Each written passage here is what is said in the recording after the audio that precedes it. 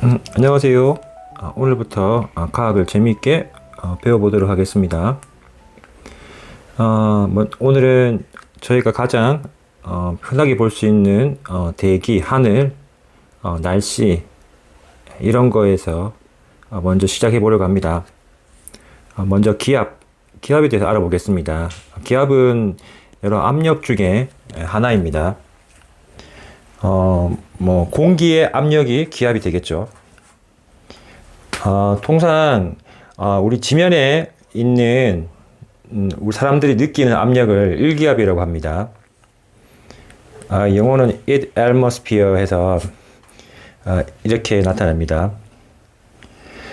신기한 게 이 사람들이 느끼는 그 공기의 압력은 머리 위에 이고 있는 공기 기둥을 뜻하는데요.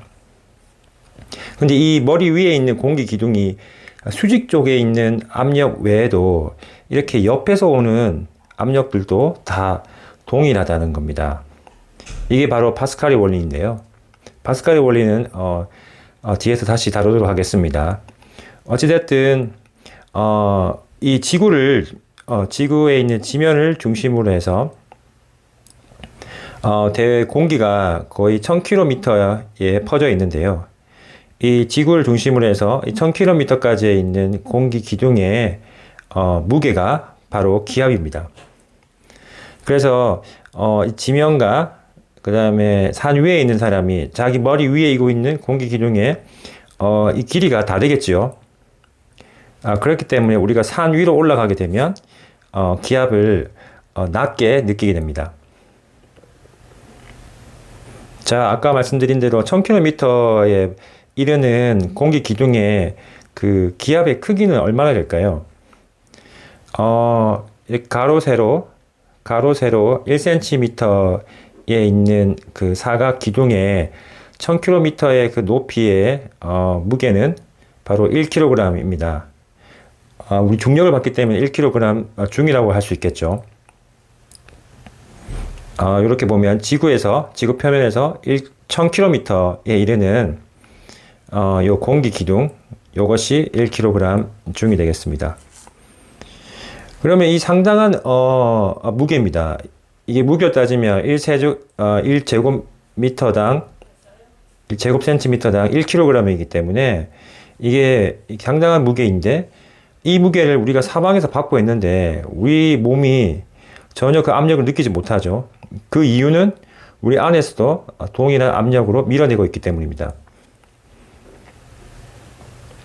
자, 아까 말씀드린 이 파스칼의 원리에 대해서 잠깐 설명드리겠습니다. 파스칼의 원리는 간단합니다. 이 유체 안에서 압력이 동일하다는 겁니다. 자, 예를 들어서 A 주사기에서 P라는 압력을 이렇게 넣게 되면 관련되어 있는 B, C, D에 있는 주사기에도 동일하게 P의 압력이 전해진다는 겁니다. 이것을 이용해서 우리가 무거운 차도 들 수 있습니다. 이 압력이 똑같기 때문에 이 압력의 공식을 이용하면 아래와 같습니다. A 지점과 B 지점이 압력은 같지만 만일 압력 공식상에서 면적에 변화를 준다면 거기에 따른 힘도 같이 변화가 됩니다. A 지점에서 면적이 작기 때문에 힘도 작게 됩니다. 하지만 B 지점에서는 면적이 커졌기 때문에 쓸 수 있는 힘의 크기 역시 커지게 됩니다. 즉 받침 면적이 커지기 때문에 힘이 커지는 거죠. 하지만 압력은 이 유체 안에서 다 동일합니다. 이것이 파스칼의 원리입니다. 자, 그러면 바람의 원인에 대해서 한번 알아보겠습니다. 바람이 부는 원인은 기압의 차이가 있기 때문입니다. 그러면 이 기압이 어떤 건 높고 어떤 건 낮은데 이 기압의 크기는 어떻게 계산할까요? 기압은 아까 말씀드린 대로 압력의 하나의 종류라고 말씀드렸습니다. 그러면 압력이 이렇게 면적분의 힘인데, 자, 힘은 지구상에서는 이 힘이 느끼는 게 중력이겠죠. 그러면 우리가 요 공식이 있습니다. 밀도는 부피분의 질량. 요거를 부피분의 무게 또는 중력으로 바꿔서 생각한다면 중력은 중력 밀도 곱하기 부피가 됩니다. 그러면 아래 이제 면적과 부피가 나눠져서 길이가 남고 결국 압력은 밀도 곱하기 길이가 됩니다. 좀 이해하시기 어려우시면 그냥 밀도 곱하기 길이라고 이해하시면 됩니다. 그러면 이 길이가 여기서 말하는 길이는 그 고도나 깊이를 말할 수 있는데요. 그럼 고기압, 저기압, 이 압력의 차이는 동일 고도에서는 이 밀도차가 압력을 만든다는 겁니다. 그럼 밀도차가 생기는 이유는 뭘까요? 공기의 밀도차가 생기는 이유는 상승기류 때문입니다. 만일 이 지점에 있는 공기 밀도를 비교하게 되면 상승기류가 있다면 여기에 있는 공기가 상대적으로 적겠죠. 그러면 밀도차가 압력을 만들기 때문에 공기가 상승해버린 비어있는 공간은 저기압이 되고 비교적으로 상대적으로 남아있는 이 지역은 고기압이 됩니다. 그러면 압력이 큰 데서 작은 곳으로 흘러가기 때문에 고기압에서 저기압으로 흘러갑니다.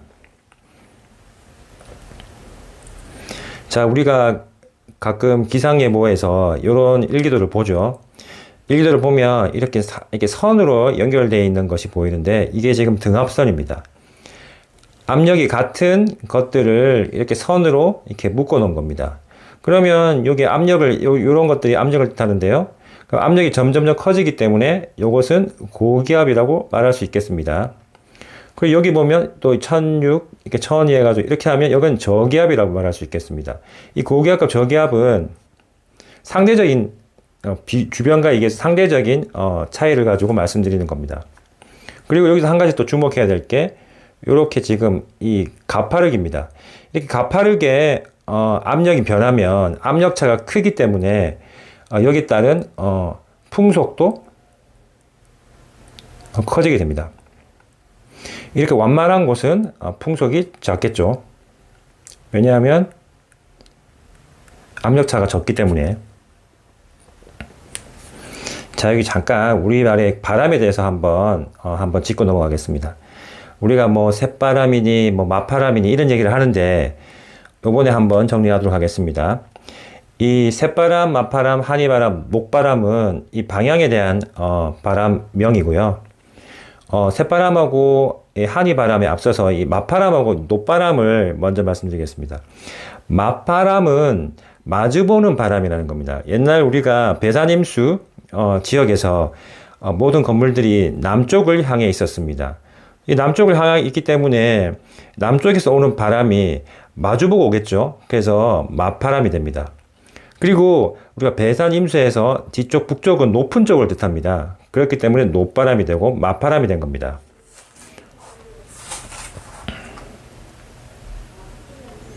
자, 우리가 해풍하고 육풍 한번 말씀드리겠습니다. 자, 어디 풍이 불면 그 출처가 어디냐는 거죠. 그럼 해풍이라는 건 바다에서 불어오는 거고 육풍이라는 건 육지에서 불어오는 겁니다. 우리가 낮을 기준으로 했을 때, 자, 땅과 바다가 있다면, 동일한 그 열량을 받게 되면, 그 빛을 받게 되면, 땅이 온도가 또 올라갑니다. 그러면 여기 상승기류가 있고, 상승기류에 의해서 바람은 결국은 돌아서 이렇게 바다에서 땅 쪽으로 붑니다. 그러니까 해풍이 되는 거죠, 해풍. 바다에서 왔으니까. 반대로 밤이 되면 이 상대적으로 물이 비열이 높기 때문에 온도 떨어지는 것이 상대적으로 적습니다. 하지만 땅은 육지 쪽은 온도가 훨씬 많이 떨어지겠죠. 비열이 작다 보니까. 비열이 큰 물은 상대적으로 온도가 적게 떨어져서 상대적으로 온도가 높고 그렇기 때문에 여기서 상승기류가 발생하게 되고 그러면 전체적으로 돌아서 이제 바다 쪽에 땅 육지에서 오는 바람이기 때문에 육풍이 됩니다. 그 물이 왜 비열이 높냐? 물은 사실상 거의 가장 높은 비열을 가지고 있는 물질입니다. 거기에다가 물이 또 투명하기 때문에 그 태양빛을 더 많이 흡수할 수 있습니다. 이 두 가지 이유 때문에 물은 상당한 물 에너지를 갖고 있습니다. 그렇기 때문에 아까 말씀드린 대로 물 자체가 비열이 높아서 온도 변화가 적기도 하고, 그 다음에 투명하기 때문에 물을 더 많이 갖고 있어서 상대적으로 그 물이 있는 지역이 밤이 되면 온도가 더 올라갑니다.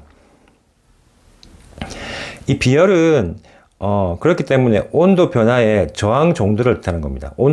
비열이 크다는 것은 온도 변화가 적다. 온도 변화를 시키기 위해서 더 많은 에너지가 들어가야 된다. 요런 어떤 간성이죠. 열의 간성, 열적 간성. 이 비열이 될 수 있습니다. 참고로 비열의 정의는 단위 질량당 어떤 물질을 1도씩 올리는데 필요한 열량을 뜻합니다. 자, 오늘은 여기까지 했고요. 또 계속해서 또 다음 시간에는 재미있는 과학 또 이어가도록 하겠습니다. 감사합니다.